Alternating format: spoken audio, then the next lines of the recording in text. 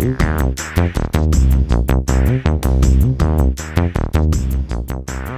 to Phoenix captain Andrew Durante, 4 games unbeaten, 3 wins and a draw. I asked a couple of people this last week about the 3-game winning streak. Did anything noticeably change in those 3 games that didn't happen in the first 10?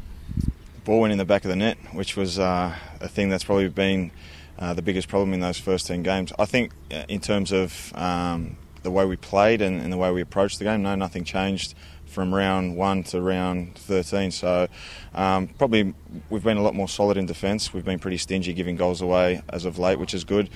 And the ball's been going in the back of the net now, so that's been probably the biggest differences. You've been playing football a long time. Have you ever had a 10-game streak like that when you'd been playing well and the results hadn't come? No, never. You go 3, 4 games, 5 games maybe without a win, but I mean 10 games was a bit ridiculous, especially when we were playing so well. But we kept continually talking about keeping the belief and that we're on the right path, that we're playing the right brand of football, and results have to come. I mean, you can't keep playing like that and not get results, and now they have, and hopefully we continue with it. Just on the Western Sydney Wanderers game over there, no one's put 3 past them. No one gave you a chance ahead of that game. Was that among the more satisfying victories you've had during your time here? Definitely, in terms of away games, it was probably the most satisfying one. Like you said, they hadn't lost there in over a season. To come from behind as well made it even more special, and to put 3 was fantastic. And Ernie said before the game, he goes, I want 4 goals today, and he goes, can anyone give me a reason why you can't give me 4 goals? And we were like, fair enough, all right. And so he was pretty disappointed we didn't get to 4, but that was the mentality that he had. Let's go there and put goals past them, and it kind of went through the team, and we all believed it. You're in the middle of a run at the moment. You had the Wanderers and then the Mariners, now Victory and the Raw, so the top 4 sides. You feel like you're travelling pretty well against the real top sides in the competition? Yeah, I think Western Sydney was a fantastic sculpt. Central Coast are always difficult to play. They're very, very good defensively, and I don't think the weather helped the game at all. It kind of turned into a scrappy game, and it wasn't one of our better ones. But we take the draw and move on. We got Melbourne this week, who are going to be tricky. We found it difficult in the first 20 minutes against them at home, but we learned our lesson pretty quickly about keeping that line too high. And we've worked on a fair few things at training this week, so we'll be prepared for him.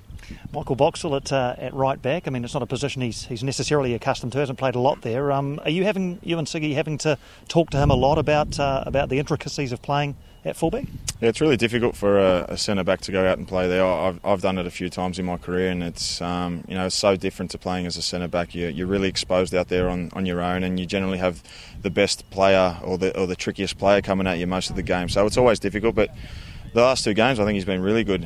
He's even getting a bit of confidence in going forward, which is what Ernie wants him to do. And look, he'll get better and better every week. He's got all the attributes to be a great right back, and he might be able to hold it for next year as well if he plays really well.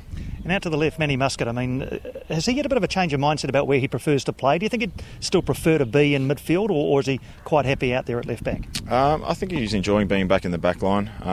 With Albert there, we kind of don't really need Manny to do that defensive midfield job anymore, because Albert's been fantastic, and probably having Reece and Louis as right back and left back early in the season was kind of difficult, because they were both young, learning the trade. But having Manny back there, it's given a lot more solidity back there, and I love playing next to him. He always wants the ball. He very rarely gets beaten, so he's enjoying it there. And is it his best position? I don't know. He's probably better suited on the right-hand side, but he does a great job on the left-hand side as well.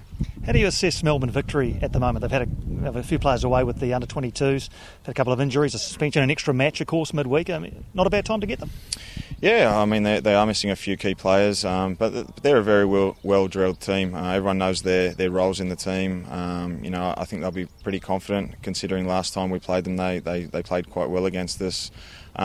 But we're at home. We've got to really get 3 points against them. We've got nothing to fear.